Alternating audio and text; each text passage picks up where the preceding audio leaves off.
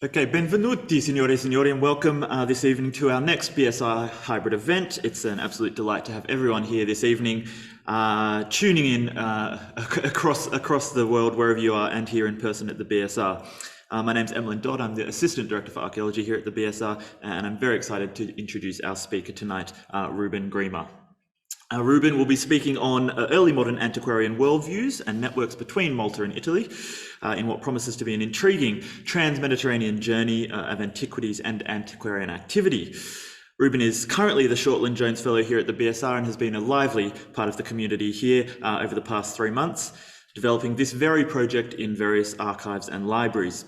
He is the Senior Lecturer in the Department of Conservation and Built Heritage at the University of Malta, has previously held curatorial roles at Malta's National Museum of Archaeology and at 2 prehistoric World Heritage sites on the island. He has also worked more recently on the brilliant ERC-funded Fraxis project. So without further ado, please join me in welcoming our speaker for tonight's lecture, Reuben Grima. Thank you, Emlyn, and a big thank you to the staff and residents of the BSR who have made the stay here not only an immense privilege, but also an immense pleasure. Thank you.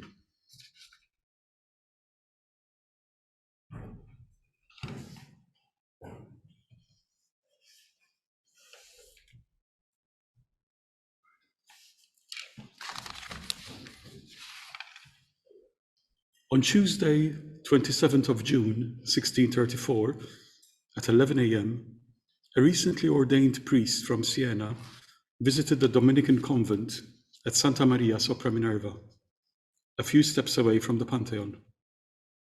He was here to visit the Congregation of the Holy Office, better known to us as the Roman Inquisition.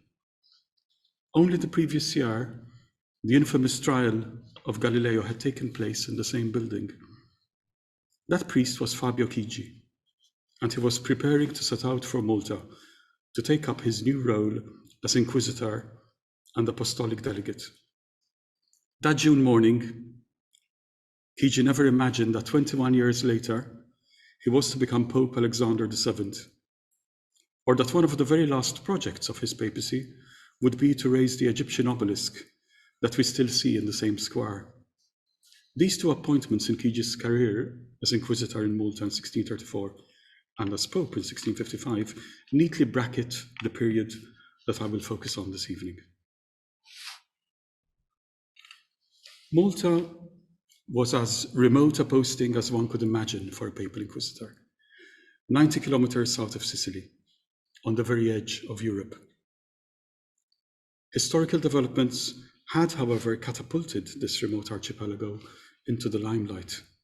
Since 1530, Malta had become the home of the Knights of St. John, and following their defense of the island during the Ottoman siege of 1565, it had become widely celebrated as a bastion of Christendom, epitomized in the building of the new city of Valletta. As a religious order, the Knights of St. John were answerable to the Pope, represented in Malta by the Inquisitor and Apostolic Delegate. As a result, the links of diplomacy and administration between Rome and Malta became more intense than ever before, and have left us copious written records as a result. One of the very first persons that Chigi was to meet in Malta was Giovanni Francesco Abella, who, as Vice-Chancellor of the Order, was responsible for diplomatic relations and for keeping the official records of the Order of St. John. Maltese by birth, Abella had had a brilliant career, rising through the ranks of the order, and also a keen antiquarian. He is best remembered for publishing a detailed description of Malta's history and antiquities, which was to have a lasting influence for the next 300 years. Abella's collection of antiquities was housed in the Casino San Giacomo, a seaside villa at the innermost end of the Grand Harbour, marked by that red spot there, not far from the new city of Valletta, on a hilltop commanding views down the length of the harbour. So you see on the left here. Even before Chigi's arrival in Malta, a visit to Abella and to his collection had become an obligatory stop for any antiquarian visiting Malta. I need to introduce a few characters. So, throughout the 5 years that Chigi was posted in Malta, he reported to Francesco Barbarini, the cardinal nephew of Reuben VIII, who was constantly kept updated on developments in Malta, and who also took a keen interest in antiquities. And there are two more individuals that need to be introduced to set the scene. In 1637, in an unexpected turn of events, the Landgrave of Hesse, a young German prince who had recently converted to Catholicism, arrived in Malta to join the Order of St. John with a head full of romantic notions. The prince enjoyed the enthusiastic patronage of Francesco Barbarini, who made him a bit of a pet project. The cardinal bombarded Chigi and the Grand Master with requests to accommodate the prince's every wish and whim, and also sent out two scholars to accompany him. The first was the Jesuit Athanasius Kircher, in the capacity of father confessor to the prince. Kircher had come to Rome shortly before, under the cardinal's patronage, and was already a rising star because of his growing reputation for the study of ancient languages, mathematics, and antiquities. The second scholar was Lucas Holst, himself a convert to Catholicism, librarian and advisor to Cardinal Barberini, and future librarian of the Vatican Library, and future librarian to Queen Christina of Sweden. Shortly after the arrival of the Landgrave in Malta, Abella changed his will to leave his casino and collection of antiquities to the Jesuit College rather than to the Order of St. John, as normally done by members of the order. This decision was deeply resented by many knights and may have been one of the grievances that led a group of young knights to force the Jesuits out of Malta 2 years later. Thus far, the story is a very familiar one that has been studied and published in numerous contributions, including those by Vincent Borge, Anthony Bonanno, and more recently, Thomas Freller and Chiara Ceccalupo. In my current work, my aim is to flesh out the story by considering the worldviews and attitudes of these individuals and the networks through which they shared and shaped knowledge and understanding about the past. So by focusing on a short slice of time, from the mid-1630s to the late 1640s, one may get a better sense of the micro-histories of their interactions, which in turn had a lasting influence on the shaping of knowledge about the past. Over the past 8 weeks, I have revisited and started exploring the copious correspondence and records generated by these individuals, a large part of which has been carefully preserved across several of the archives in Rome. I will use the rest of my time today to share some of the new insights that are emerging, but I really must emphasize that this is very much a work in progress, and I'm still getting my head around some of the material, because till last week I was still trawling through archives and encountering new data.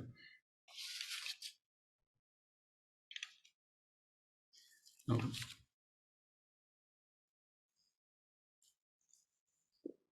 one of the gems preserved in the Vatican Apostolic Library is the personal diary kept by Fabio Chigi. His brief but meticulous entries provide a detailed picture of the daily social interactions through which information was shared and decisions were taken. Chigi was based in the Inquisitor's Palace in the old town of Burgo, which you see here on the left of the image. The Grand Master and the Vice Chancellor were based in the new city of Valletta, shown here in the center. Kircher was based at the Jesuit College, also in Valletta. There was a constant flow of traffic across the harbor. Once or twice a week, Chigi would cross by boat to meet dignitaries in the new city. On other days, he would receive guests at home for formal meetings or to join him for dinner. Abella, meanwhile, received guests in his Casino San Giacomo, located at the top of this map, often on a Sunday afternoon. Chigi records how on these occasions, the casino was also reached by boat. So these seemingly distant locations were actually closely connected by water, allowing continuous and intensive interaction. The conversations that took place are largely lost to us, but some fragments of what went on have made it into the written record. One of the surprises for me these past weeks has been how versatile Fabio Chigi was as an antiquarian.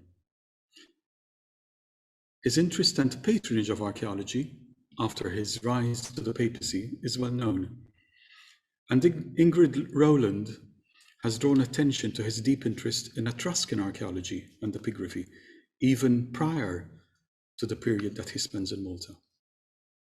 In addition to this, we now have evidence that while in Malta, even while burdened with the responsibilities of inquisitor, he still found time to explore the landscape and to make his own observations on the antiquities and traditions that he encountered. A particularly revealing document is a long letter that he writes to his elder brother Augusto in February 1636, after spending several days riding across the west and north of Malta.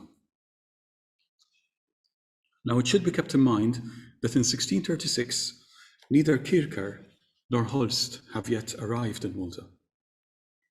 Chigi had become acquainted with Gianfrancesco Abella, but he's not mentioned in this account. The observations that he makes here appear to be largely his own. This correspondence reveals Chigi as a keen observer, curious to understand what he saw, and always ready to critically assess what he is told. He is attentive to the physical geography and hydrology, and observes how spring water in the countryside is very carefully nursed by the native farmers, allowing them to cultivate fertile gardens in an otherwise arid landscape. During his tour in February 1636, Chigi slept at the convent of St. Augustine in Rabat, the site of the ancient city of Melite. While exploring the tombs and catacombs around the western edges of the ancient city, he was shown a Phoenician terracotta sarcophagus that he describes in some detail. And he also notes that he was shown 3 such sarcophagi in all. They are all anthropomorphic, that is, made to resemble the human form. The example he describes was shaped in the image of a bearded man. 11 years later, Abella's book describing Malta records 3 such sarcophagi in his collection, one of which he illustrates, as we see here, but clearly a different one to the one described by Chigi, and which Abella reports had been discovered in 1624. So Chigi's account raises the possibility that the examples he was shown in 1636 may be different to the ones in Abella's collection, suggesting that this typology was even more widespread than we have till now believed.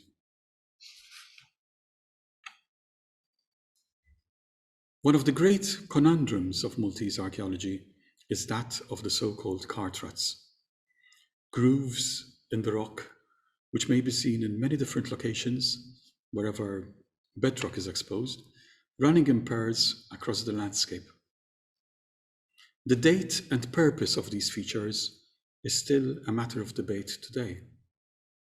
Transportation is the most likely purpose, while the earlier examples are probably prehistoric in origin. Till now, the earliest description of these features is usually attributed to Abella in his book published in 1647. According to Abella, These were created in the Arab period to transport stone from the quarry to the sea for export. Here we now have Fabio Chigi, more than a decade earlier, giving us his own quite different views about their purpose. Chigi wisely does not commit himself on the date. Instead, he observes that their distribution may shed light on where people lived on the island and suggests that in the past there were more settlements away from the coast as opposed to what he was observing in his own day, and that these needed a transport system both to send out their surplus produce and to bring in the supplies they needed. This is not only the earliest description of these features that we have so far, but also one of the more interesting early interpretations. Another aspect that emerges repeatedly from Chigi's descriptions is his readiness to dismiss popular legends, even when these were connected with religious sites. In this example, when shown the place where St. Paul reputedly preached to the inhabitants of Gozo, that's an island about 17 kilometers away, he has no difficulty in dismissing this tradition as pure invention. Another interest which Chigi maintained and pursued in Malta was the study of ancient coins. During his first months on the island, soon after he had met Abella in his capacity as Vice-Chancellor, he notes in his diary that on 2nd February 1635, they had a discussion about coins. In June that year, he asks a relative in Messina to send him copies of 2 books, including the one published by Paruta in 1612, a standard reference work for the ancient coins of Sicily. Less than a month later, he writes again to say thank you, because one of the books that he had received had helped him successfully decipher a silver coin from Syracuse. The written record also makes it clear that Chigi did have coins in his possession while in Malta.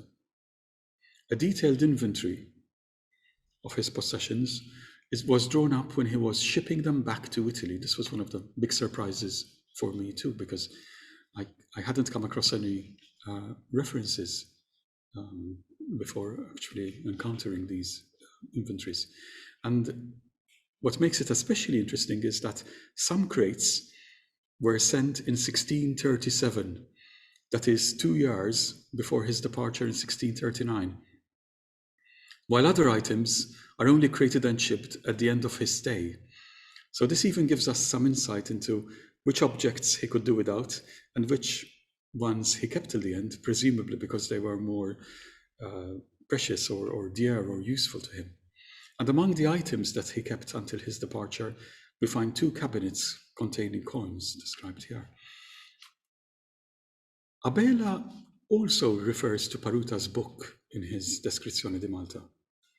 And the letters between him and Chigi make references to books borrowed and returned. So it is quite plausible that he was able to consult Chigi's copy. There's no reference to this book in the inventory of objects that Chigi shipped home. So it may even have been left in Malta, and it would be immensely interesting to trace the actual copy which had been shipped out to Chigi, just in case it may have some marginalia or annotation. Now, an even more renowned collector of ancient coins and medals was the man that Chigi reported to, Cardinal Francesco Barbarini himself. We know from the account of an English traveller, John Evelyn, that his collection was on display in Palazzo Barberini, where Evelyn saw it in 1644. The fragmentary correspondence, and I say fragmentary because sometimes we have only the letter out, or just the reply to a letter which we do not yet have, or may never have.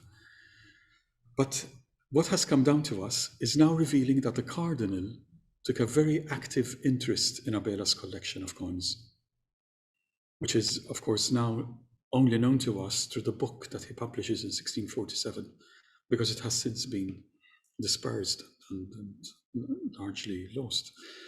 Both the Barbarini Collection and the Abella Collection have been studied in depth by numismatists, notably Francesca Barbarini in the case of the Barbarini Collection, and Claudia Perassi for Abella's collection, always through the medium of his book. So the full implications of the new light being shed by this correspondence will need the insight of such specialists to be explored further. What we can do here now is to add some human flesh to the story. It appears that after Holst had returned to Rome, and possibly after he had reported back to his master the cardinal, Barbarini appears to have become very keen to examine Abella's collection at first hand, and even to acquire any ones that could enrich his collection. On 12th November 1637, P.G. writes to Holst, saying that Abella held his medals too dear to supply them. Almost 3 years later, even after P.G. has also left Malta for a new posting in Germany, their correspondence on the subject continues. This time, the intentions are made more clear, and it appears that Abella has yielded. Holst informs Chigi that Abella will send his coins to Rome to see if there was anything of interest, presumably to the cardinal. The rest of the coins, we are told, will be sent back. This gives extraordinary insight into some of the interactions between power, knowledge, collecting, patronage, and even social capital, as we'll see in a moment. Because the story now takes a rather more sinister turn. A possible reason for Abella's change of heart may be found in the next line of the same letter. Abella is fed up of insults, Holst writes, and would gladly accept a bishopric in Calabria to free him of his current role and allow him an honorable retirement. And he should easily be able to get it. Barely 4 months later, the tone has changed.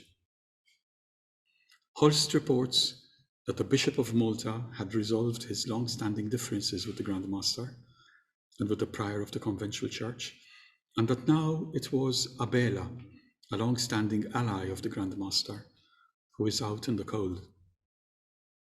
The prospect of a bishopric for Abella now seems to be fading.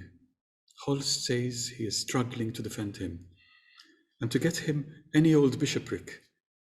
And he coins this wonderful word, vescovatuccio. So if you've come across that word anywhere else, please do let me know.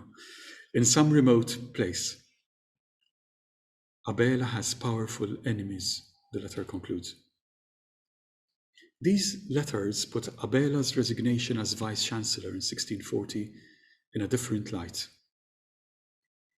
Till now, the understanding had been that he retired voluntarily, willingly, to dedicate himself to his antiquarian studies.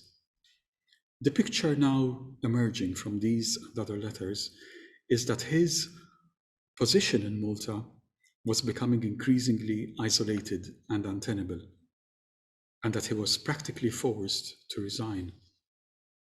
One of the factors behind this may be his decision to leave his casino and collection to the Jesuits, as noted earlier, which Vincent Borge has suggested was one of the causes for the violent expulsion of the Jesuits in 1639. Abella may also have been perceived as being too favorable towards the Jesuits, whose influence over the Grand Master had long been resented, as is well known. Isolated at home, his last remaining allies were outside Malta, the most powerful being Cardinal Barbarini. According to Holst, Barbarini considered Abella to be his most faithful subject in Malta. In the event, even this was not enough to secure him the bishopric he aspired to. Divested of public office, and practically forced into early retirement, he devoted his energies to the one thing that could not be taken away from him, the study of antiquities. This forms the context for the writing of his magnum opus, his Descrizione di Malta, which he was to publish 7 years later. But before considering that work, there's another strand which is useful to consider briefly, which also forms part of the context to Abella's book. And this is the way that the geography of Malta was experienced and imagined.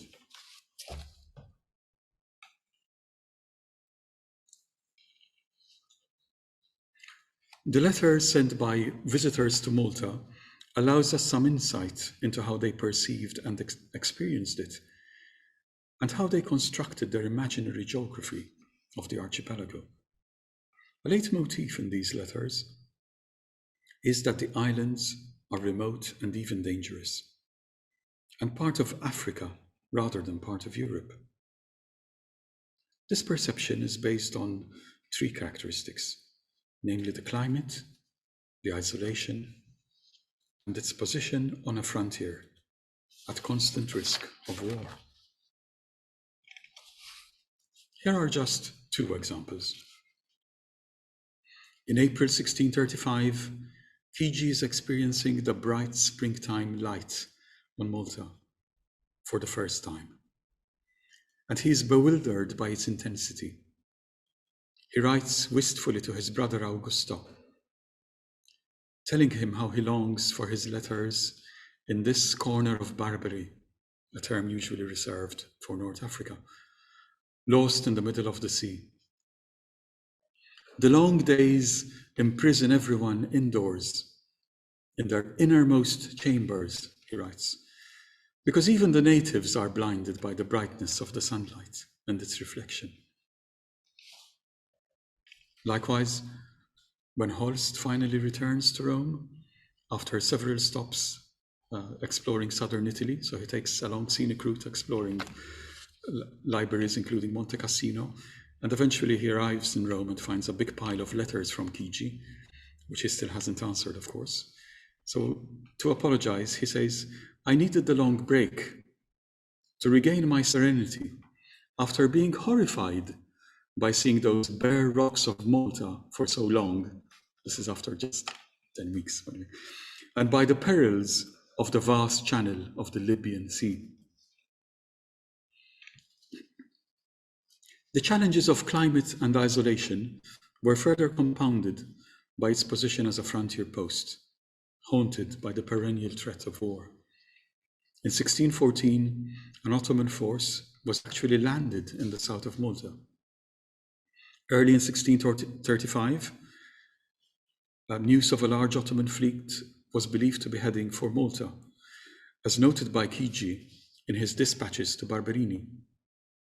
Again in 1645, the war in Candia, Crete, began, lasting over 20 years, during which the galleys from Malta were regularly called upon to support the Phoenicians. An extraordinary document of the impact of these hostilities on the study of antiquities has come down to us through Giacomo Lauro, an antiquarian and publisher based in Rome in the first half of the 17th century. To promote his books and engravings, Lauro would send out copies to princes, bishops, and cardinals across Europe, and he meticulously kept copies of their replies alongside the coats of arms of each individual in a Liber Amicorum that he compiled. And this is one of the wonderful treasures now held in the library here at the British School in Rome, after having been acquired by Thomas Ashby in the early 20th century. And I'm immensely grateful for permission to use this image. Now, in most cases, the replies to Lauro came with gifts of money towards his funding his next project. But as pointed out by Victor Ciudi, one of the very few negative responses was this one from Malta, from Grandmaster Alof de Winiakow. In August 1617, so that's just 3 years after the Ottoman invasion of 1614, he wrote back to Giacomo Lauro, thanking him for the copies of the Antiqua Urbis Splendor that he had sent, but adding that in Malta there was neither the time nor the place for reading and study. These few examples should suffice to show that Malta was widely perceived as lying at the very edge of the civilized world and practically belonged to Africa more than Europe. This perception, already present in a description of Malta published by Jean Quentin in 1536, was still the prevailing view in the mid-17th century. And this experiential and perceptual geography of Malta forms the backdrop to the publication of Abella's monumental description of Malta. It is also a worldview that Abella sets out to harness, challenge, and reshape with his work. The frontispiece of Abella's book, which we see here, is familiar to every school child in Malta. And perhaps because it is so familiar, it has not quite received the attention that it deserves. It is designed to present the book to the reader, carefully locating the book's role and purpose in the political realities of the day. At the lower end of the composition, next to Abella's family coat of arms, the frontispiece carries the name of the architect and engraver Francesco Bonamici, who was also a protege of Francesco Barbarini and Fabio Chigi. During the 1640s, Bonamici was responsible for the remodeling of the Jesuit church in Valletta, and he is generally considered to have introduced Roman Baroque to Malta. From the moment of his arrival in 1635, Bonamici moved in the same social circles as Abella, and they certainly had ample opportunity to discuss every detail of the design of this frontispiece.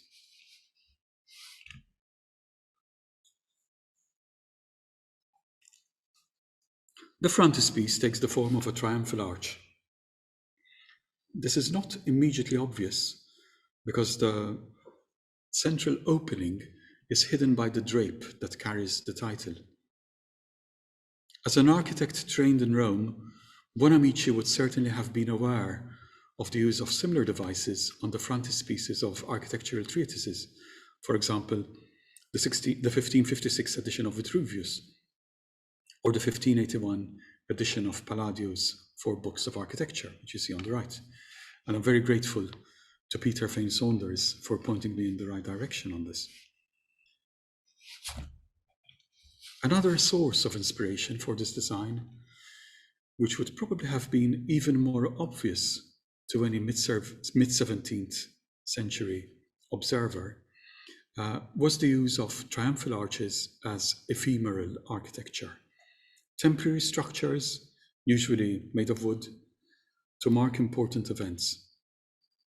The ancient practice of triumphal arches for public celebration enjoyed a revival in the early modern period and was widely used from the 16th century onwards, and numerous examples are recorded.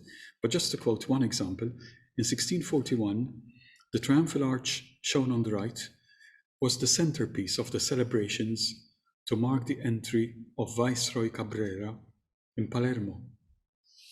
And Malta was no exception to this trend, as has been shown by Charles Cassar and Emmanuel Buttigieg in their studies of public spectacle in 17th century Malta.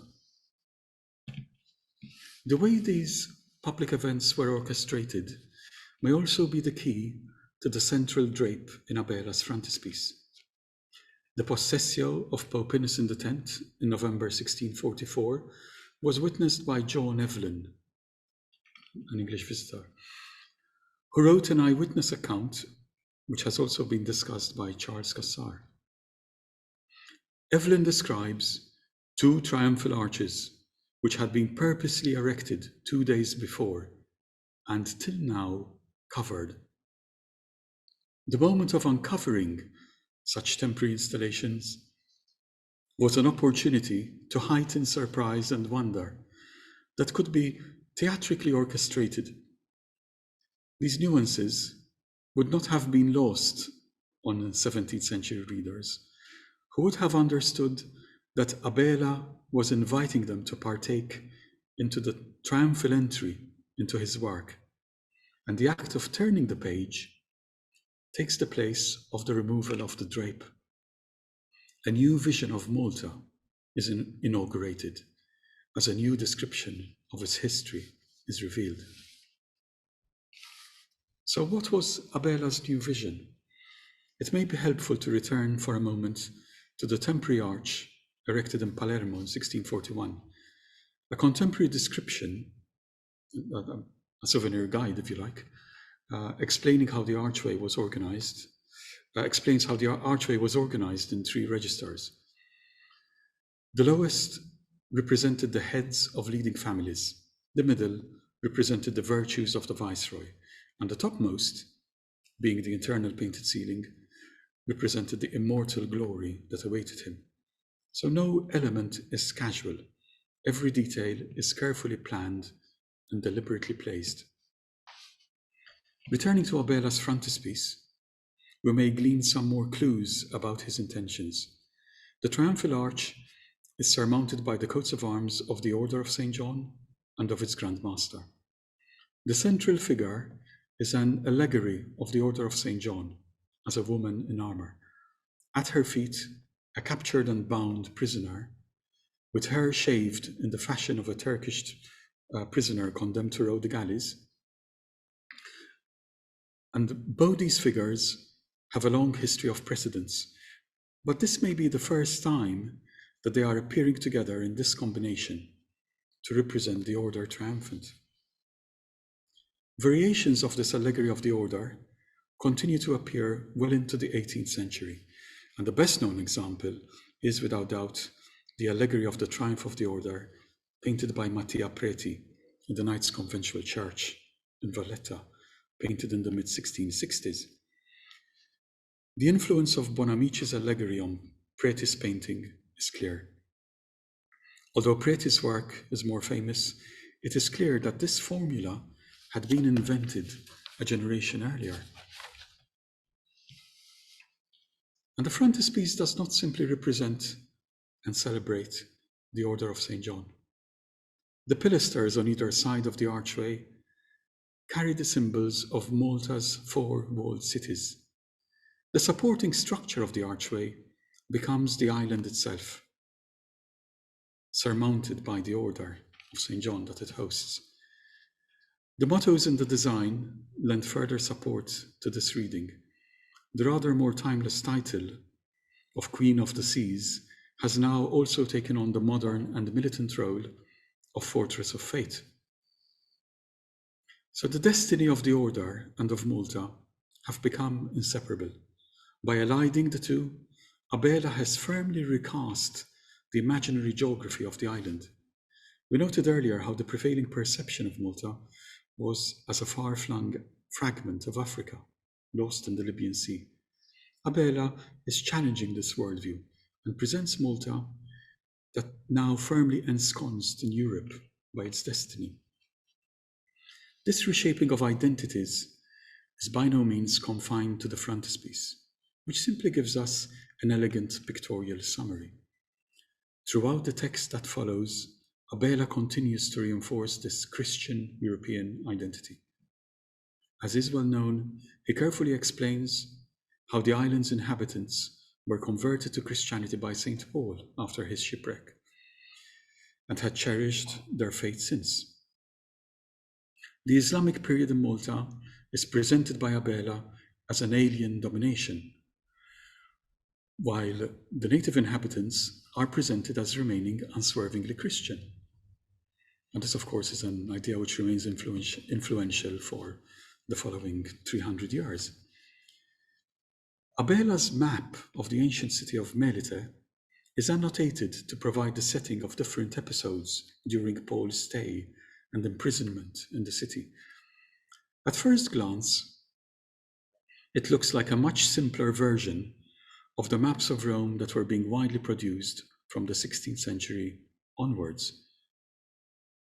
As Victor Tschudi has shown, many of the buildings that fill the spaces between ancient monuments in those maps of Rome were largely invented by the engravers.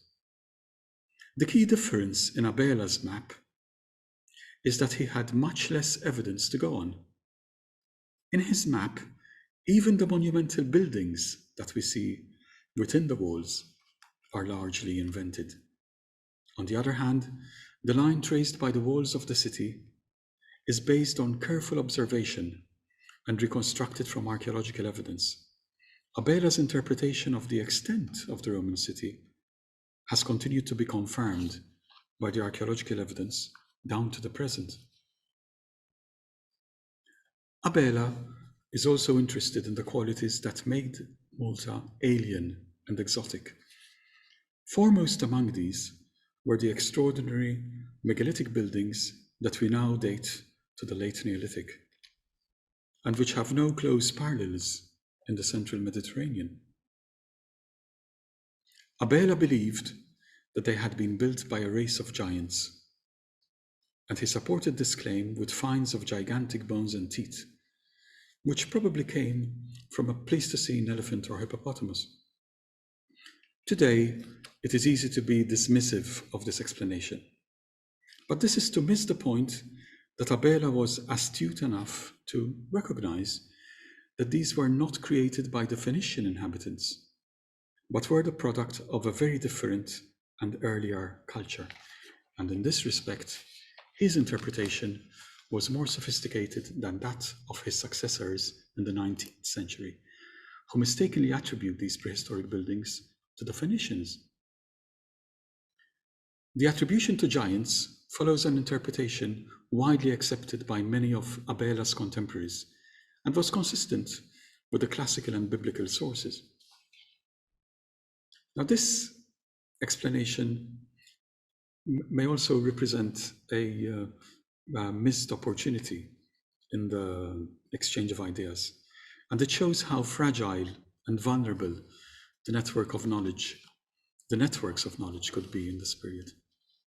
Abella records that he was in correspondence with Nicolas Claude Fabry de Peyresque, specifically on the subject of fossils and their origin. Peyresque was one of the leading figures in the Republic of Letters, who maintained a vast network of correspondence with scholars across Europe. And it was he who first recommended Kircher to Francesco Barbarini, effectively launching his career in Rome. And when he learned that Kircher was traveling to Malta in 1637, Peyresque asked him to visit libraries on the way and to look out for forgotten manuscripts and to keep him updated on any discoveries. This was to be one of Peyresque's last letters, because he died in June that year, before any such news could reach him. Peyresque's premature death also cut short his correspondence with Abella. And had this not happened, the idea that Malta had ever been inhabited by giants may have been called into question sooner. A study by Gaston Godard has revealed that in 1632, Peyresque had already understood that in some cases, the gigantic teeth, which were often quoted as evidence of giants, actually belonged to an elephant. Peyresque did not publish this discovery widely, and it is only known to us through his correspondence. As a result, the scholarly pursuit of giants was to persist into the 18th century, and Malta was no exception to this.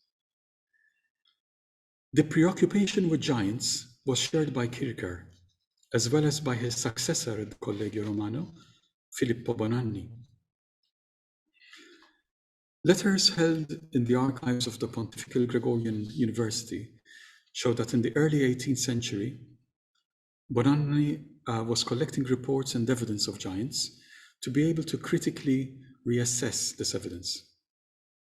In December 1703, he wrote to Vincenzo Modena, a Jesuit in the college at Valletta in Malta. Modena's reply first quotes Abella's views and then reports the opinions shared by other persons that he consulted, including Nicola Zammit a medical doctor who claimed to own a fragment of a cranium 1 inch thick, reputedly found in a rock tomb at Rabat.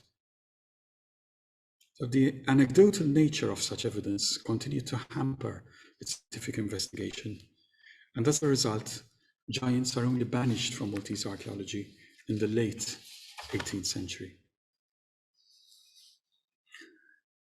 The same letter from Modena to Bonanni is also of interest here because it goes on to outline the state of Abella's collection at the Casino San Giacomo.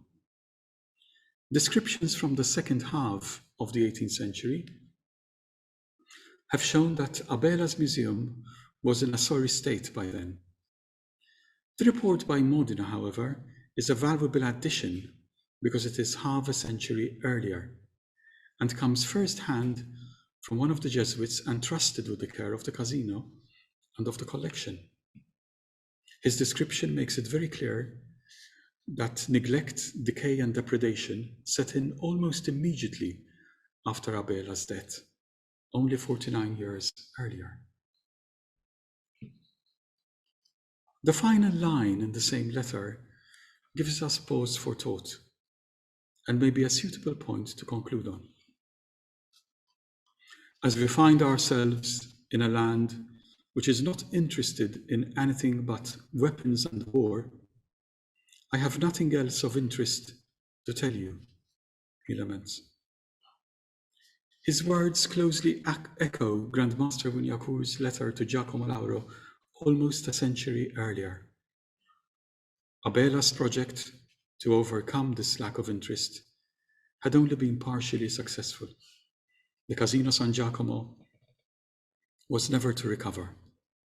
When the Jesuit order was expelled once more in 1768, what remained of the collection was transferred to Valletta. The casino itself was completely dismantled during the first years of the 19th century.